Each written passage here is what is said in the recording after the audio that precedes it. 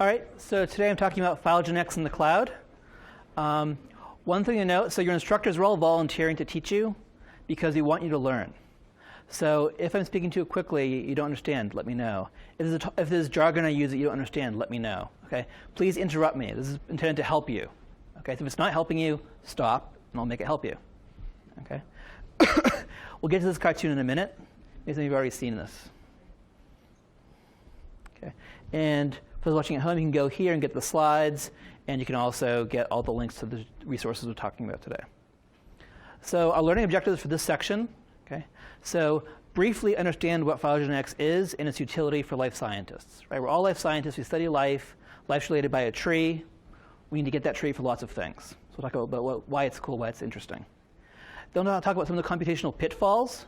Okay? So I know what can go wrong, what's hard in this domain, why we need to use the cloud. Talk about some of the available resources. Okay? And then I also want you to become OK with being a user. Right? So I develop code, you develop code. We know how to now run instances on Amazon. Right? So we're like, we're going to be the ones to do this, which is great. Right? But at some point, you're like, OK, I don't have to build my laptop from scratch. I can just use it. I don't have to build my own cloud. I can use Amazon's. Right? So for a lot of these things, there's already good resources available online that you can use. And you find a hole, you can improve it. Right? But in general, for your cloud, there's lots of cloud resources you can use already. So any questions about any of that? Okay. Can I get a flashback to the website with the link? Sure. Yep. OK. So first of all, phylogenetics is a domain. Right? So I spend my life doing this stuff. Like I could be curing cancer, I could be playing baseball or something, but no, I am building and using trees and methods. So why is that? So here's some of the first stuff I did with trees. Right? So here is a bark beetle, cute little beetle. Okay? And these make galleries in trees. Okay, the actual physical tree you can cut down, right? With tunnels. And these tunnels become filled with fungus. And the larvae actually eat the fungus. Okay. And the question is, is this sort of farming? How has it evolved? What does it lead to? Okay. So I can do a lot of stuff by going out in nature and looking at this stuff. But if I go and add a little bit of sequence data, I can build a tree and find out much more. Okay. So once I get a tree, so here's my phylogeny of these beetles. Okay, this is just a tiny sample of diversity. Okay. But even so, I can use this to understand lots of things. Okay. So for example, I can plot on what they eat, which kind of trees they're in. So you can see, OK, all these are in conifers. This one is actually eating the fungus, not the conifer.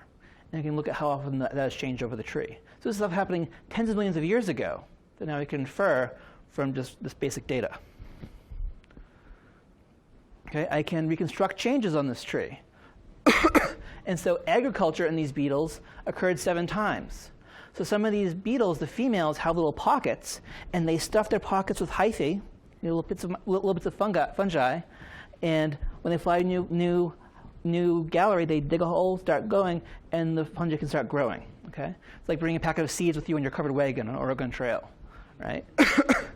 And so this happened 7 times. The 7 times origin of farming. Right? It was better than humans. Right? We originated farming, 5 times maybe. Okay? We look at diversity. So the beetles that feed on angiosperms are much more diverse than their sister groups that feed on conifers. Right? So the sister group is we have a speciation event, and one group involves conifer feeding, and one group involves angiosperm feeding. It's like a twin study. And you find all these cases, you're much more diverse feeding on conifers. So is it because you have a faster speciation rate when you're more diverse on angiosperms? So is it because you have a faster speciation rate when you're in angiosperms, a lower extinction rate when you're in angiosperms? We can investigate that. We can get at that information using a tree. We can also look at inbreeding. So some of these have sort of regular-looking females, and the males are these weird larval form things that have these giant jaws. And they have a very weird sex ratio. And what it is the males will impregnate their sisters, and then go to the neighboring gallery, fight off their brother, and try to impregnate them too. There's this weird system. We can see, does it correlate with farming? Farming leads to inbreeding. Right? And start thinking about why that strategy might evolve. Okay, so we can get all these questions from just basic natural history and a phylogeny and the right methods. Any questions about that? So because phylogenetics is so cool, here's a plot I made a few years ago. Here we see a number of papers with phylogenetics shooting off, okay, and actually phylogen star. Okay, so it's growing through time. We also see the overlap in fields. So at first, phylogenetics starts off as a pimple in the side of evolution, right? Look in the journals, and it's becoming much more common across ecology and evolution. Okay, so it's a big growing field.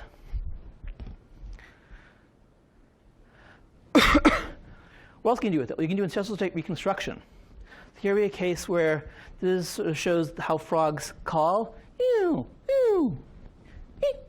Okay, different frog calls, and we can reconstruct that down the tree, and then figure out, what did this long ago extinct frog sound like, and then play it back to current frogs.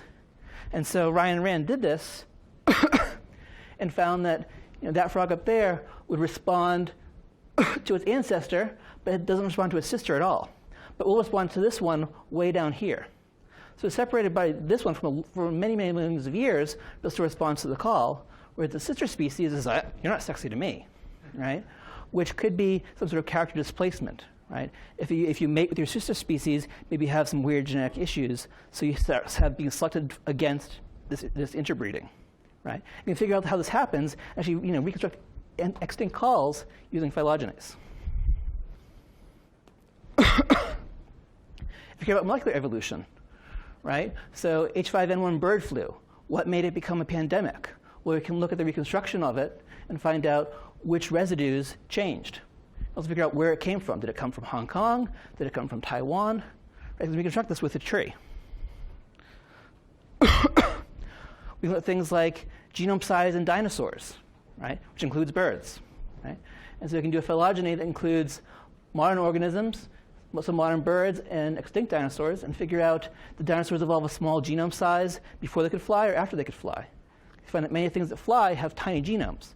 Is it because DNA is heavy? Probably not, right? But you can see what the order was. Did they first get a really fast metabolic rate and then fly, or was there a lag time? We can get diversity. So, birds are a very diverse group, right? Wonderful radiation of birds.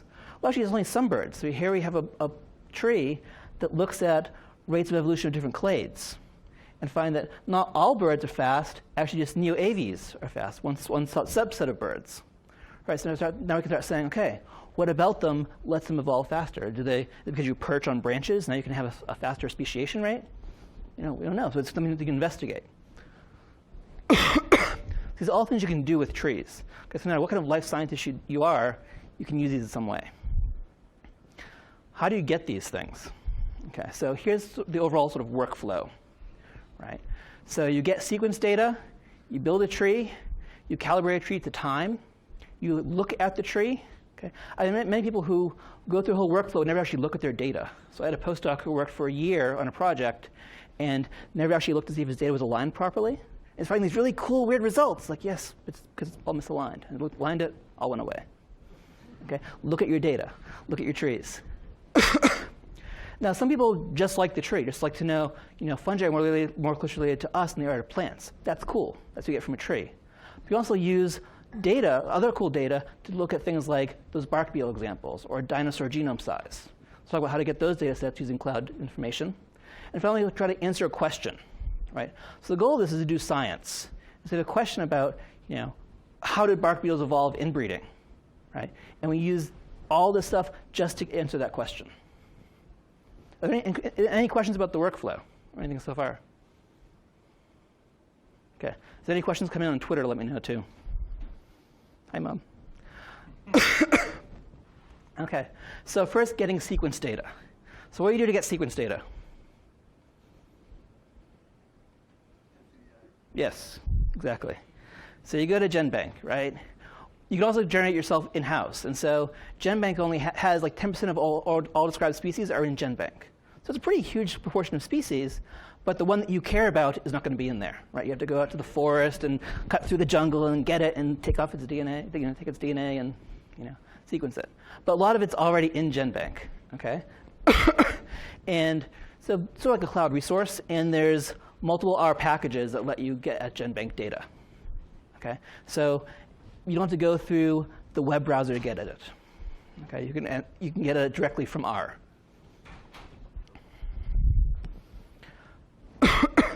And actually, lots of online data sources have APIs, right, programming interfaces.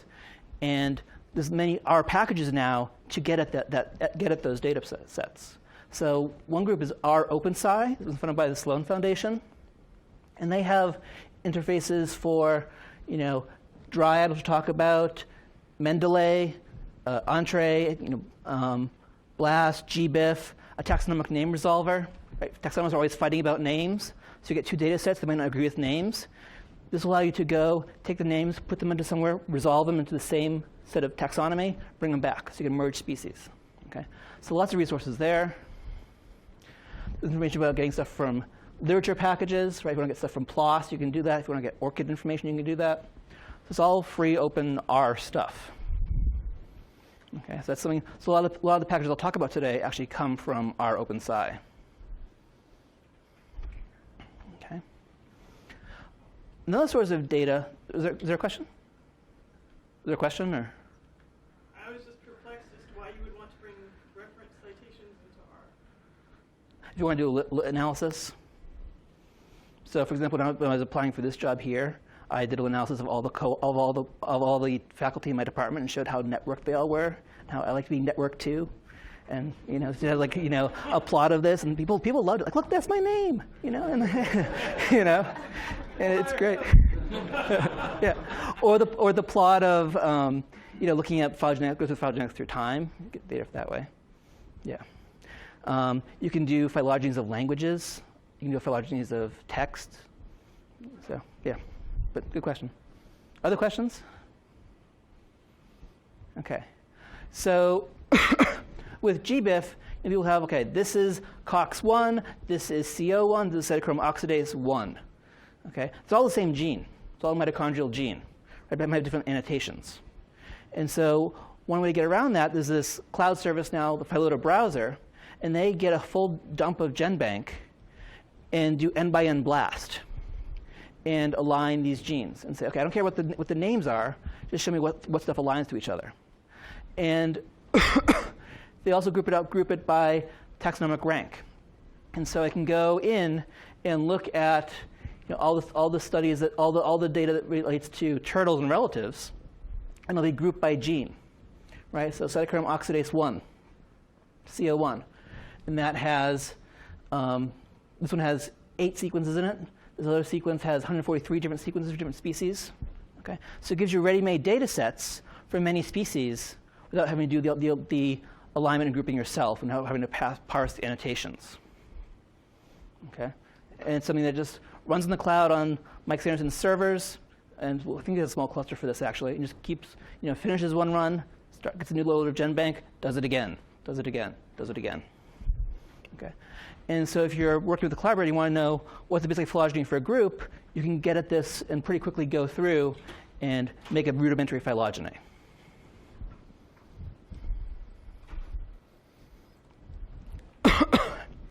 Once you have your data, you can want to build a tree. Right? So just build a tree. It's not a big deal. Right? Well, tree space is big. Okay? So this is a log scale. And this plot's not from R, it's from Keynote, I'm sorry. But the data from R.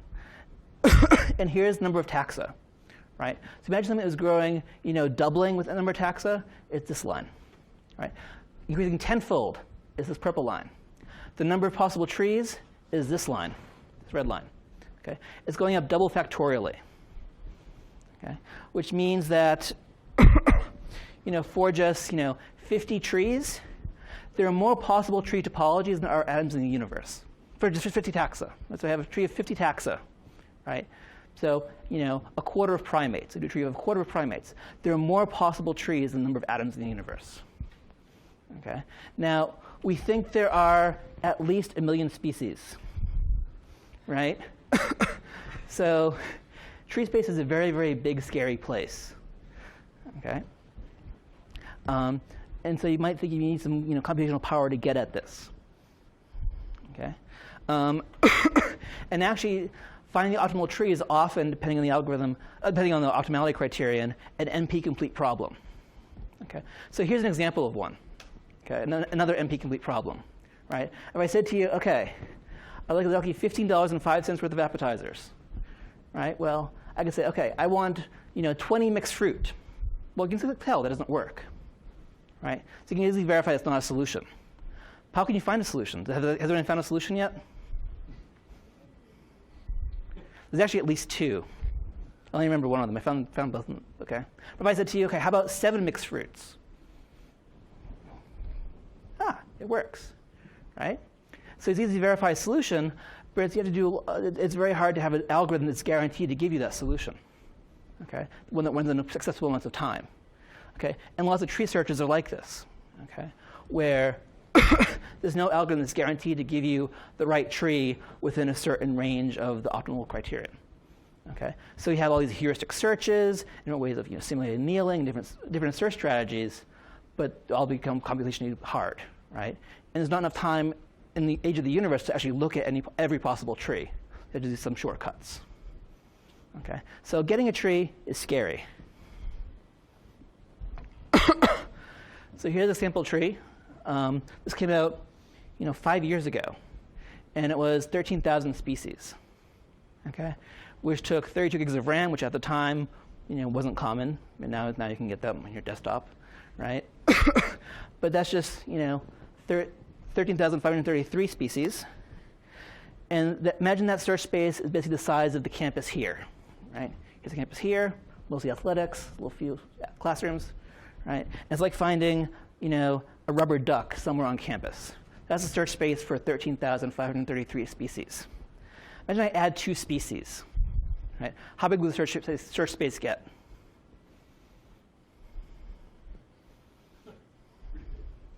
The entire planet. Right? So the ratio of this area to this area is the ratio of the search area for a 13,533 taxon tree and 13,535 taxon tree. Okay? So again, this is a very big, scary problem. So what can you do? Reduce, reuse, recycle. Right? So once I've built my tree of 13,000 plant species, if you want to do a phylogeny of plants for some question, how does wood evolve? It'd be great if you just use my tree. Right? And people thought of this years ago and made something called Treebase, okay? Which is a database of trees. And so what was hoped to happen is that we developed this culture of you must release your tree on Treebase. Okay? And there's a few R packages, Treebase, and then RDriad goes to the Dryad now sucks in this information that can get you those trees directly. Okay? There's now an NSF project that's about 1.5 years old that is creating a single unified tree and also lets you have access to all these trees as well. Okay? So this is coming soon. This all sounds great. However, the state of the art is this. Okay, who knows what this picture is? Right, this is not a pipe, right, by Magritte. Okay, it's not a pipe, it's a picture of a pipe. Okay, and in the world of trees, 96% of trees are pictures of trees in the literature. Only 4% are actually made in a reusable way. So you create a picture of a tree, you get the JPEG, you slap it in your PDF, right? Upload it, and then someone else there's actually multiple tools that are called like Tree Thief and things like that let you trace a tree and do OCR on the names and try to get the tree out that way, right? Only 4% of people actually put their tree somewhere useful. Okay? It's like with open science. We're failing here, right? It's kind of terrifying. Right? And people are trying to fight about it and get it working, but this is the state of the art. Okay? So you might be able to get a tree from someone who publishes well. If not, you have to build your own. Okay? And there are now cloud resources for that. So here's an older NSF project that's still running, the Cypress Science Gateway. Okay? And this is backed by Exceed, which we talked about yesterday. Right? So your taxpayer-funded supercomputer. right? So you can get access to here with some caveats. Don't be from North Korea. Just imagine other caveats like that, right? And you get access, and then you can run a variety of tree inference software packages, okay? And they have things like checkpointing, so the cluster goes down, you can continue from that point, and lots of good resources. And it's run 250,000 jobs so far. It's done 5,200 CPU years of compute time. Okay, so it's been running for a long time, and it's very useful for people. Okay, so if you need to build a tree and don't want to, tire out your poor laptop, this is one thing you can do. Okay. Any questions about this? Yeah. Comparative importances of trying to build a tree from sequence data or paring down from a larger tree. It's sort of two different ways, right? If I wanted to go, if I have 70 plants at my field site and I want to try to get the most resolved phylogenetic, I can either go to something and try to create a tree by doing the surveys, or I can prove the engineering for phylogeny back downwards. What's the sort of relative thought process there? So everyone hear the question? Right, so it mentions there's that 13,000 taxon tree. I could either delete taxa from that tree using a computer to get a tree of my 70 species, or I can download the GenBank data for those 70 species and build it up. In part, it depends on how good that big tree is. So there are some large trees where, so a lot of methods we'll talk about in a minute, branch lengths matter a lot. So you want amount of time between species to be proportional to time on the tree. And for all these big trees, they sort of make that up. Right? So they'll say, okay, I'll fix this node, and then I'll use some sort of null model of Yule branching and make up these other branching times. Right? Which if you had all the data yourself, you wouldn't have to do that. On the other hand, they might have multiple calibrations. They might have multiple fossil dates that say, this node must be at least this old, but not older than this, and so forth. That allows them to get a better estimate than you would with your, I don't know what a fossil is, let's make it a branch length 1, right? And so there's a trade-off that way. Yeah, I mean, in general, I'd probably use, if you find a big tree made from actual data, I'd probably use that. If it's a super tree, which is a tree stitched together from other trees, I'd be more cautious. Yeah, but other discussion about this? How long does it take to build that? So, trivial. I mean, there's a time of getting the data, looking at the data, make sure everything's right, but the actual runtime on even like a laptop is a few days now.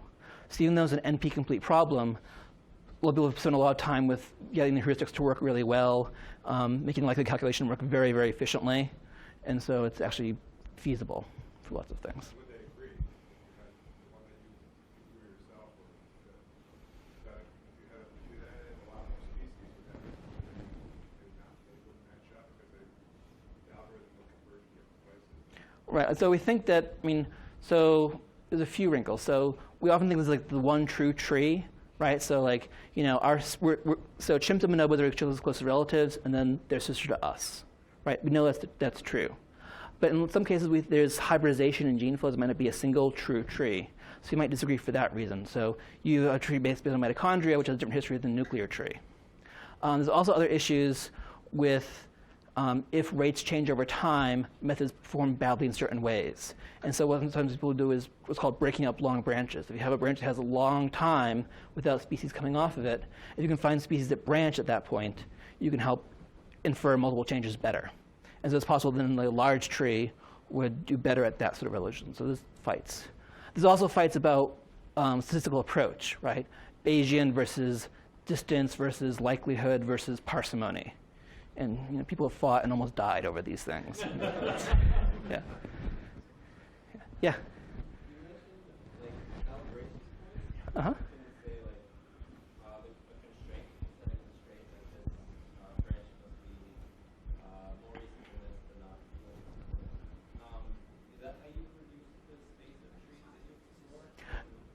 Not really. So the space of trees I was talking about was the number of topologies, right? So a network graph with no articulations where branch lengths don't matter. But what those things do, that with the calibrations, that's all about getting the branch lengths right. So what people sometimes do is do it as a two-step process. First, get the topology with initial branch lengths, and then stretch the tree such that it becomes a clock-like tree based on those calibrations. But you can also do it jointly. in which case the calibrations might actually help inform the tree structure. Yeah. Other questions? Yep. Again, by annoying some people and not other people, right? I think you know what the true tree is. Yeah. Right? Can I just add one other Yeah. thing, which is Here, take the mic. oh, sorry. Just a couple of things to watch out for. Is this on? It's going to the web, I think. One is polytomies. So sometimes these super trees will have unresolved locations, and that can crash whatever your inference method is that you want to do. So you've got to watch out for that. So just define. So we think that the way speciation happens is one species becoming two. Right? This is the simplest explanation. So your species, mountain range pops up. Okay. Now this half becomes one species, this half becomes the other species. Right? And then after a while, they can't interbreed anymore. And so sometimes with phylogenetics, if we don't know what the resolution is, we'll say, okay, we'll just call it as 1 becoming 3. And it could be A and B becoming a clade, or B and C becoming a clade, or A and C. We don't know which it is. We just smash them together, call it polytomy. Right? But a lot of methods are hard-coded to assume it's a bifurcating tree, 1 to 2. Yeah. And another one was oftentimes the megatrees will be at sort of genus level or whatever, or they'll have representatives from. So they'll have the backbone tree, but they won't have the details of all the most recent species. And so if that's important, sometimes you have to stitch them together or something like that. Or there's other methods. So, and then if you want to have uncertainty in trees, there's a whole set of stuff with that too. So. Yeah. Could you imagine? I mean, given the search space and finite data, I mean, there's lots of uncertainty in these trees, and there's ways of incorporating that. Yeah. Other questions? Okay. Now, calibrating a tree to time. Something you can do here is you can talk to a paleontologist who knows something and get ages for your groups. Because we often will look up something and say, okay, this fossil is from Cretaceous. Okay, in my coloring book here, it says Cretaceous goes from here to here. Let's call it midpoint. And paleontologists know a lot more than that, right? They get much more. But they also know that there's significant uncertainty, too. So you talk to a paleontologist that can say, okay, this goes here, and with this range. Okay.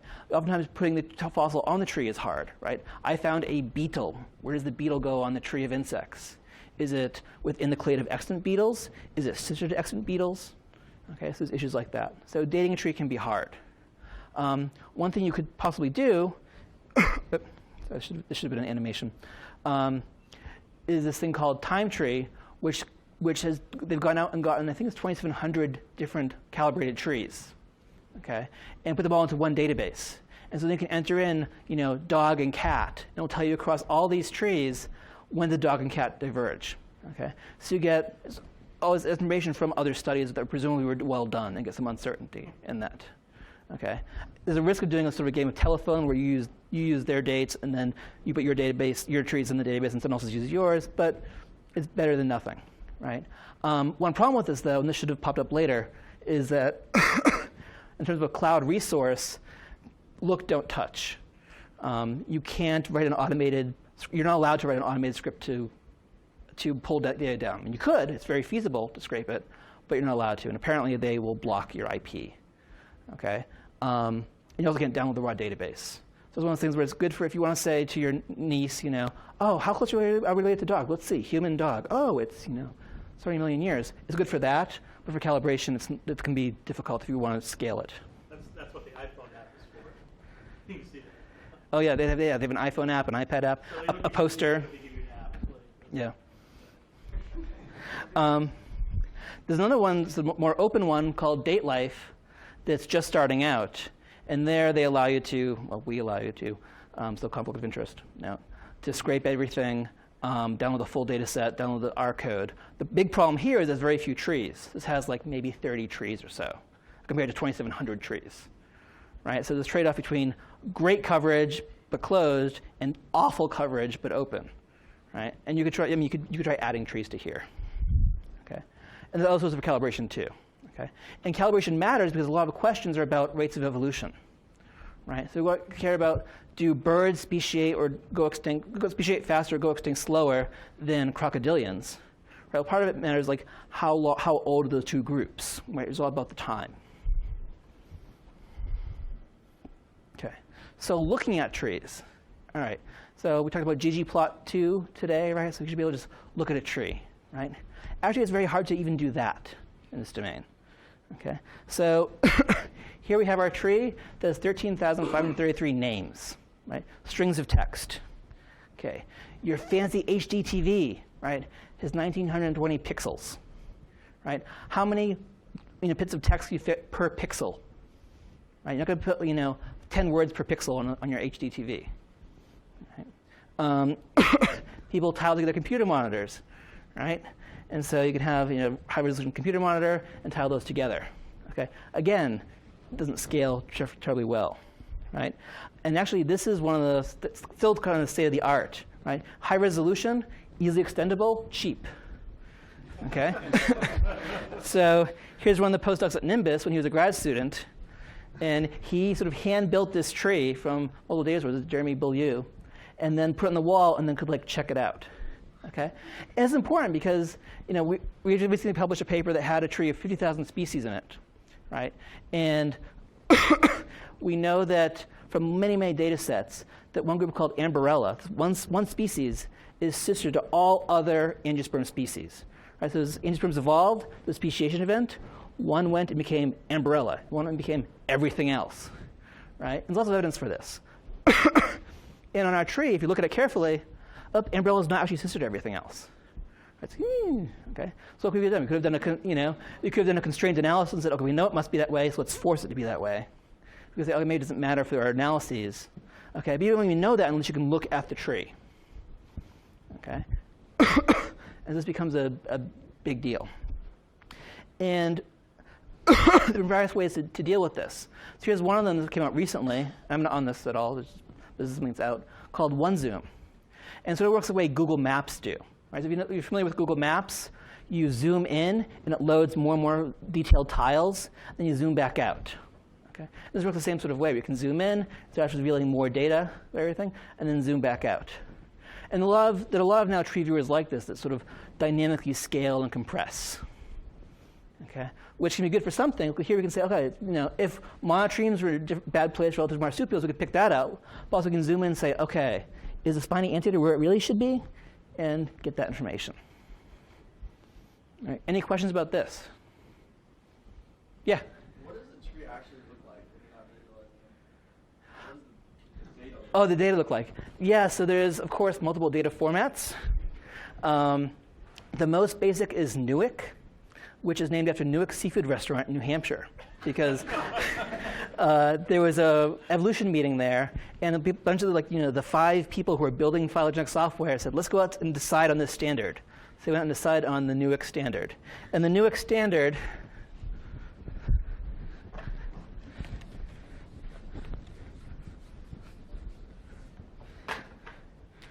is just a series of, so a tree like this, bonobo, chimp, human, gorilla, right?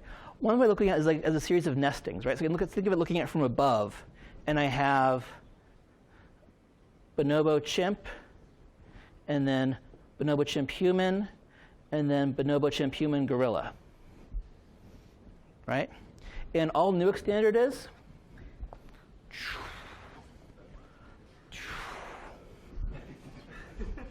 parentheses, right, with commas.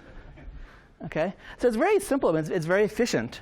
You can see some problems with it, though. So is this tree the same as this tree? If I switch these? Well, yes, it is. I can rotate trees in the nodes. But if I'm doing some sort of string matching, it has to really take that into account, right? And it's been hacked to add metadata. So if I want to say, how long is this branch? Okay, let's say this is 14 million years, right? I can add : 14. Okay, and it's been hacked with other ways too. So that's sort of the basic tree structure. Within code, you often do parent-child sibling relationships, or sometimes there'll be a matrix that shows parent-offspring relationships on a tree. Right, they'll show this node has these 2 descendants, this node has these 2 descendants. Different structures. Other questions about this? And of course, now there are other standards too. There's an XML version that's long. There's a JSON version. Actually, there's competing XML versions. So, yeah. So there's different standards evolving. Other questions? Okay. All right. So now we have our tree. We look at our tree. It looks okay. Now we want to actually answer our questions. We have to get cool data. Okay. And it's a wonderful time now because at one point you have to go out and, if you want to figure out where plants are, you have to go out and like look at each plant or go to the herbarium, look at the sheet and say, okay, you are in, Knox County, Tennessee. Where's that? Okay, let's go to the map, right? But now we're digitizing all this information. Okay. So for example, GBIF, right? 440 million occurrences, 1.4 million species. Okay. And our OpenSci folks have made an interface to pull that data down. Okay. So you pull the data down from the cloud. You have to clean it up, right? Because some people will say, we'll put down as a record where the actual specimen is rather than where you found it. So we found it, we put it in Harvard's herbarium, so it's now in Harvard's herbarium. Well, it was found in China. I care about that it was in China, right? To filter that sort of thing. And you get the same thing with GenBank, and all these big databases have things you have to clean up, right? Once you do that, it's a great resource. Okay. Dryad. Who's put something on Dryad? Okay, good. At some point, all of you will, right? Well, because journals are requiring it, right? So why did Treebase fail? Why don't people deposit their trees? Well, like, wouldn't it be swell, guys, if we put our trees together? Like, yeah, it's swell, but I'm busy, right? With Dryad, if you submit to systematic biology, you will put things on Dryad, okay, or you will not get published, okay? And so it's sort of a stick model. Okay. There's carrots too. If you publish your data, you get more citations. Your work's more useful to people. You're a better scientist, right? But also, otherwise you won't get published. So you do it. Okay. And so there are interfaces to all this data that you can download, right? And some of it, like this one paper here, 17,000 downloads for this paper. So this paper's data, just the data alone. Okay. So it's good to be Cody. Yeah. I have a question about that. I mean, so the folks at our OpenSci or something, or at our Dryad have figured out how to basically scrape stuff out of whatever funky format people put stuff up in Dryad. Yes, I'm not sure what the R OpenSci interface to this, whether if it's like Excel versus tab delimited text, does it merge it properly? I don't think it does yet. Yeah. Yeah. Downloads directly into R so that it'll recompile it in a format. Oh, cool. Yeah, if you found it in an ID number, or and if it's a tree, for example, it's an ID number, you just place it in there, and it'll bring it up into a format. You can read it by a per account there, and it's on the next package in R. That's pretty cool. Yeah. If people have questions about R OpenSci, Are you one of the group? sort of. Okay. I'm sort of now too. You're right, isn't everything? Yeah. Yeah. It's a group of, it says a core of like 4 young, eager scientists, and they just keep like glomming on, and let's all work together. So that's great. But, yeah. Is there another question in the back? Or? No, just cheer. Okay. All right. Those will be PaleoDB, right? So why are the continents funny? Was because that's where they were in the Cretaceous, right? And this has fossil records going back. So you say, okay, where did T-Rex occur? Okay, and you can use that for information. Okay, and there's a few of the available data sets out there. There's tons of data about. Is there a question? This is PaleoDB, and now they're showing. So you can plot on. So they have all the records, and you can plot the records on a map of like Cretaceous continental position. Is that pretty new, the Paleontology part? Yeah, and there's a schism with the PaleoDB where the person who developed it. There was a fork, and there's competing groups now, and yeah, it's messy, and people fight over data because data is hard to get, right? But for us, data is easy to get now, and we can go and just download it using our little R scripts. Okay, do make sure you give credit to those who went out in the field and chopped down a tree and measured its diameter, right, while being bitten by mosquitoes. But for us, we can get these huge data sets now. Okay, and the data sets about.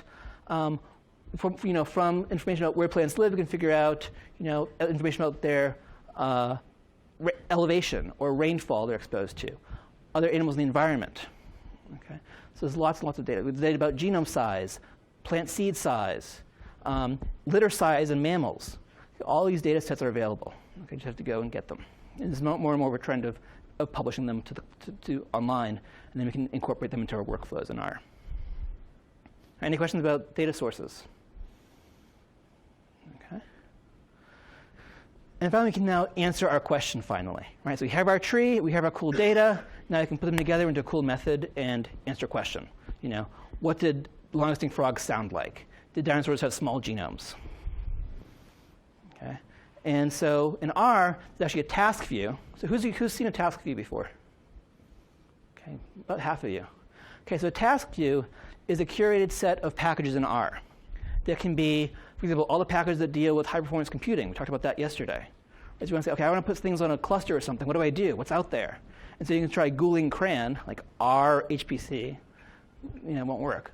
But if you go to a task view, you can see what someone in the field has organized as, here's all the methods, here's a little description about them. If you want to install them all at once, all the packages, you can.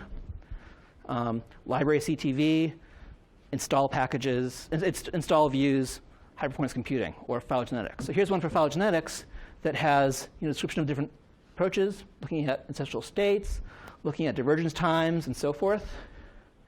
And then here you see some of the packages in R that deal with phylogenies. Okay. So there's a lot of them. Okay. And so you can bring them to your workflows. And right now, for that part, if you want to do it on the cloud, it's mostly up to you, not entirely. So there's iPlant, for example, and this is for enabling plant science, but they don't check to see that you have plants. You could do mammals, and they'll be, okay, sure, mammals, whatever. Okay, and you can load your data, and they can do. It's like the Cypress Discovery. It's like the Cypress Science Gateway in some ways. Okay, you upload your data, and you can run analyses. iPlant has more of the comparative methods things. So if you have used Geiger in the past, Geiger's up there. Okay. If you have some tool that you want to use, there's actually a way for the community to add things to that resource.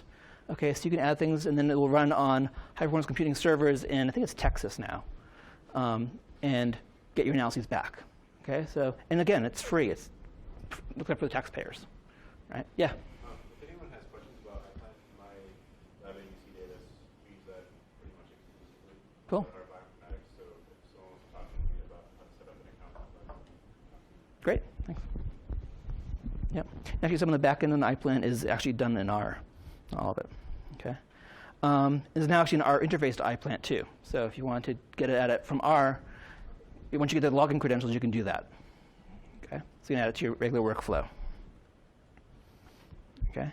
And another NSF-funded thing that's about 1.5 years old is this Arbor thing, which again I'm not involved in, but looks promising. Where we'll have workflows you can put together, and it'll run on HPC software, HPC resources somewhere. And there's Luke Harmon and colleagues. Okay, and that should be out in the next year or so. Okay, so that's some of the existing packages for answering questions in R. For a lot of it, though, it still makes sense that you do it on your own hardware or put it on Amazon or something like that and use the basic packages. Okay. One caveat about the comparative methods packages. So we talked about how, for tree inference, we're good at minimizing speed, at maximizing speed, at doing likelihood calculations efficiently, not having too much memory. Okay. For the comparative methods stuff, like figuring out the ancestral state, that's written by biologists like me, right? Who often are just sort of trying to get their method into a package and get it out and publish it. Okay. It's not well optimized. It hasn't been RProfed at all. Okay. It might not even been tested at all. It might not even work properly. So for a while, one of the big packages is Geiger, which is great and useful, right? Its example file for one of its analyses, you actually get the wrong. You actually get an estimate of a value that was not the MLE.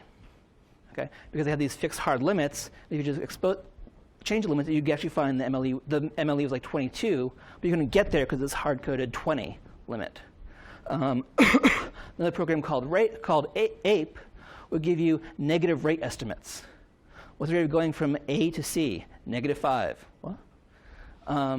Which is something now that's been fixed, but you get that sort of thing a lot in these packages. And so something worth considering, it should be an easy search, but oftentimes it doesn't work well. So you have to, as a user, be careful and cautious. Yeah? We've been talking about places where you can get data.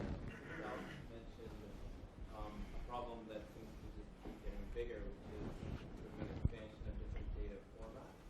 Are there any initiatives you know of that are trying to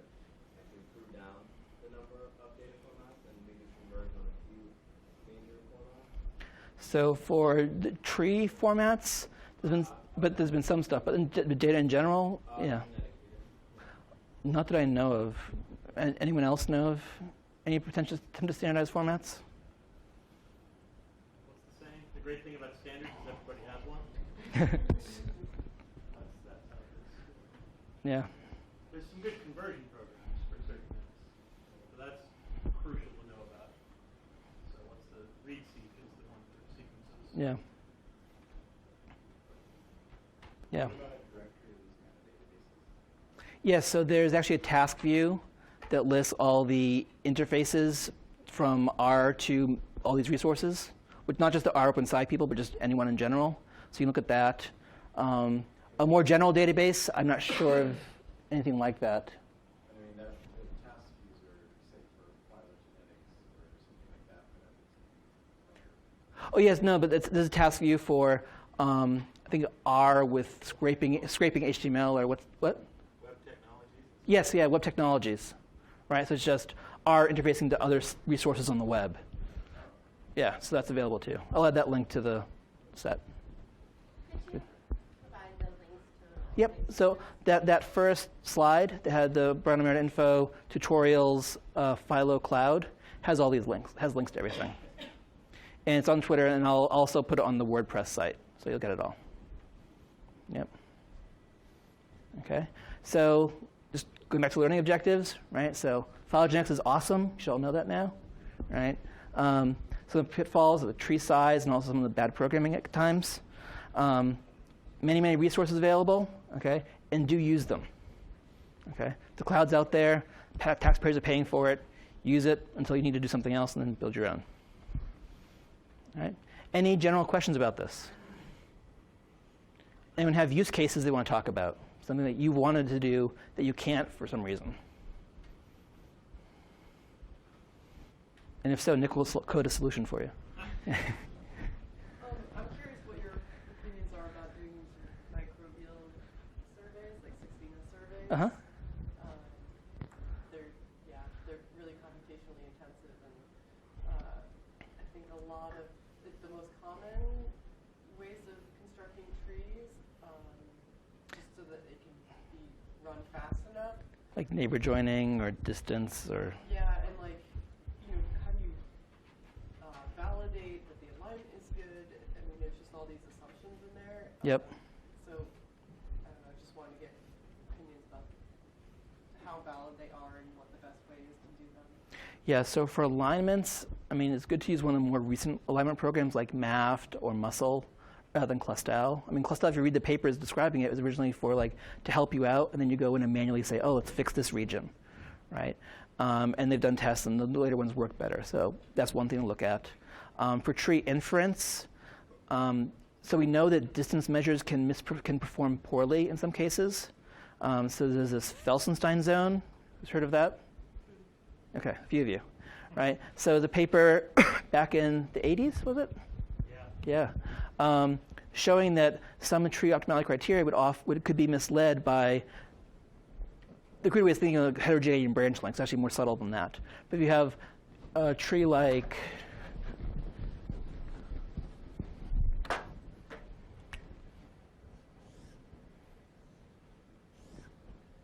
that, where branch length is proportional to amount of change, it could be mistakenly reconstructed as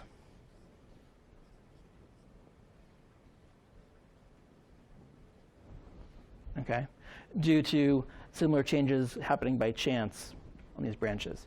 And so neighbor joining has an issue with that.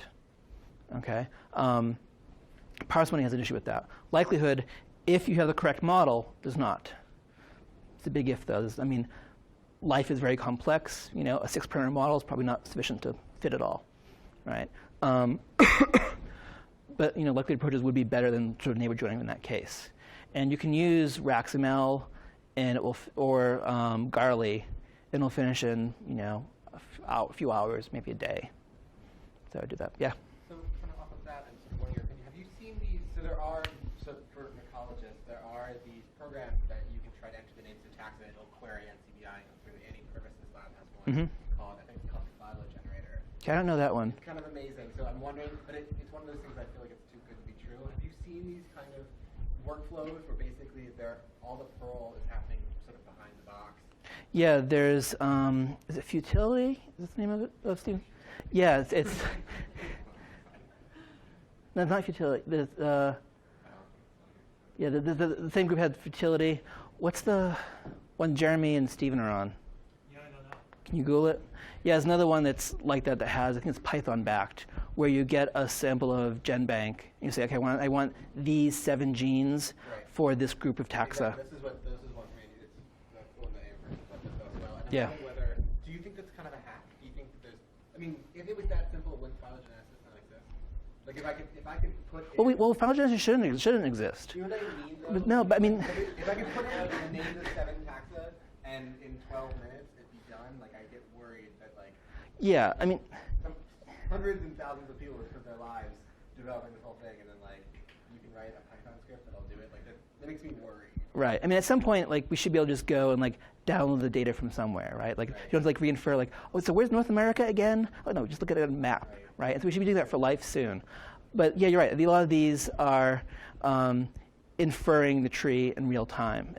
Yeah, and it does make you worried. I mean, and there's stuff where, have you found it yet, Nick? I'm looking at Jeremy's website. Look at Stephen Smith's website. I can't remember it. It's another like self-deprecating name. But yeah, it goes through a series of alignment steps, and it can throw out things that aren't well aligned and things like that. And I think it's good for first pass, but you probably do want to look at your data, look at the alignments, and yeah. Flawed, that's it. Yes. Yeah. So a lot of, yeah. For a lot of this is a utility project. This is a thing for making giant trees. And so a lot of the big trees you see are made with this pipeline, right?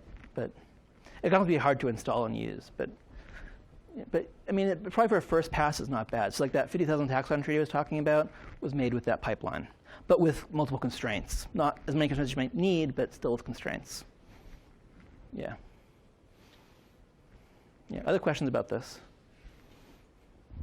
It always surprises me, actually, when people go out in the field and like, I have studied these 20 plants to death, and I love them. I've named them all Bob and Mary. Okay, do you have a tree for them? Well, no. Well, I mean, just get the leaves, send them to a friend to sequence, right? I mean, it's not hard to get a basic tree now.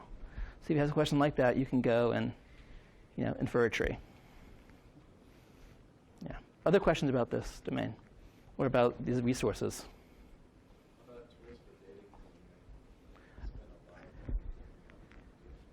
Dating? Data cleaning. Oh, data cleaning. Yeah. Yeah. Yeah. Oh, this phylogenetic dating. Yeah. Long branch attraction, we call it. No. So for data cleaning, sorry. For data cleaning, there's some stuff with the taxonomic matching, right? So that can help a lot. And then, other than that, Google has something, I forget what it's called, but Google had one thing that could help clean up data. I'm not sure if it's any good. It was one of the things they bought a company that could do it, and then it was still in Google, but I'm not sure if it's live at all. People who have workflows, so like for GBIF data, people who do it a lot have things that go through and say, okay, are you at a herbarium? Toss out that data. Are you in the middle of the ocean and you're a cactus? Toss out the data. And so there's things like that. As a general tool, I don't know of anything. Yeah, does anyone else know of any sort of data clean? Yeah. Is that still live? Yeah, it's still live. I think it never went out of beta. Yeah. In the Google graveyard. Yeah. Okay. It's been I forget the new name, but I think there's someone working on it actively now. Oh, cool. But it has a new name. Okay.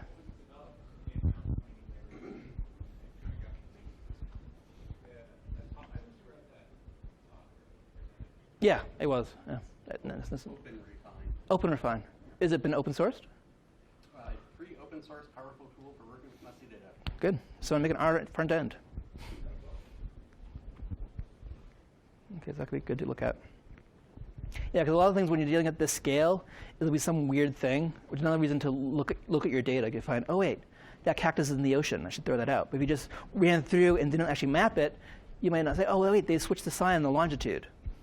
Right. So. Yeah, and then maybe the most infuriating thing about the databases is that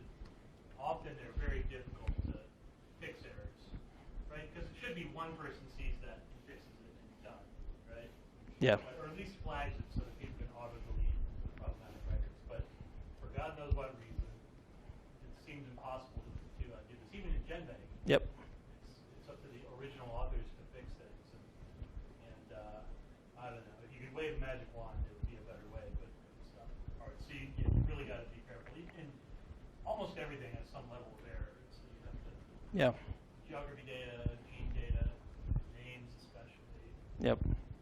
identifying orthologs versus paralogs. And you could Contamination. get a result that seems really, amazing and different than what's previously published. You should really triple check it because you could have just screwed something up. Yeah. Or it's a science paper. Ooh. It could be both. That does happen. Did you say there was a tool that served as a taxonomic name resolution server? Yes, so there's TaxEyes, which is our OpenSci thing. iPlant has one that's just for plants. There's actually also another one called Taxosaurus that came out of a Philomatic working group, a hackathon thing, that queries multiple name resolvers, and you can pick which one you want. Or some talk about having it so it picks the one for you. Okay, and someone can do things like if you do Rosa Rugosu rather than Rugosa, it'll say, "Oh, it's name spelled wrong." Okay, let's change that. Some there's also issues with like people changing genera. So Anolis, who's sort of Anolis lizards, right? The big radiation. Well, someone came through and split them into 8 genera, right? And the way taxonomy works, that's valid, but so is having them in one genus. And so depending on which camp you fall in, you have 8 genera of them and you split them up, or 1. So if you're looking at records of hosts of which plants they're on, you might not know it's the same thing, right? But these name resolvers can figure that out sometimes. Yeah. Good. Other questions about this?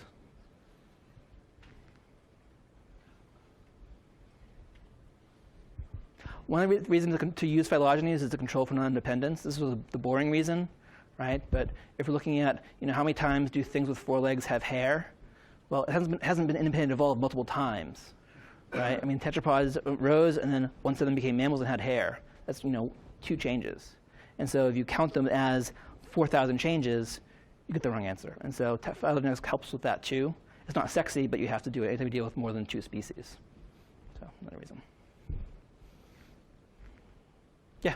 This might be out of your breadth of interest, but are you familiar with the current debate going on in phylogenetic ecology, community ecology? I wonder what your thoughts are on those methods. The ones that incorporate trees or not, you mean, or? Just like inferring things like community assembly and stuff using phylogenies. Yeah, I think it's important to look at the history, and phylogenies give you that information about history. I think some of the cruder measures, like are these groups over-dispersed or under-dispersed? People have shown that, Janine Cavendish-Bears and others have shown that there's multiple processes that can lead to the same pattern, right? So if you just look at the pattern alone, okay, well, it happens just here you have ginkgo, here you don't have a ginkgo. That's driving the over-dispersion, under-dispersion thing, right? So we're looking at digging into it in more detail. But as a first pass, I can give you some information. Yeah, I mean, I'm always concerned with, because there are so many different methods you can use to construct a phylogeny in the first place, your choice of this method. I wonder how important your choice of this pipeline is results. Yeah, so way back when people were first doing trees for comparative methods, there were studies about if you don't know a tree, how much of it can you make up or randomize, and how robust is it to errors in the tree. And so for things like independent contrast, where you're looking at two continuous traits on the tree, it's fairly robust to tree errors. And so you probably use any pipeline to be okay. Other things are based more on rates of evolution. It hasn't been examined yet, but I imagine it could be affected by it. People have looked at things like speciation processes, right? And they do it on trees that have made-up branch lengths according to a particular speciation model. And if you find that same speciation model again, well, yeah, maybe that's what the actual truth is. Maybe that's just how you made your tree.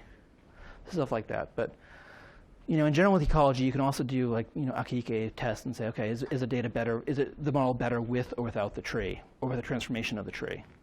And so rather than doing some a priori thing about, I don't look at trees, or I always use trees, you can actually let the data tell you.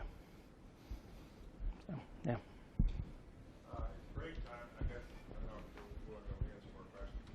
Yeah, I can answer questions during break.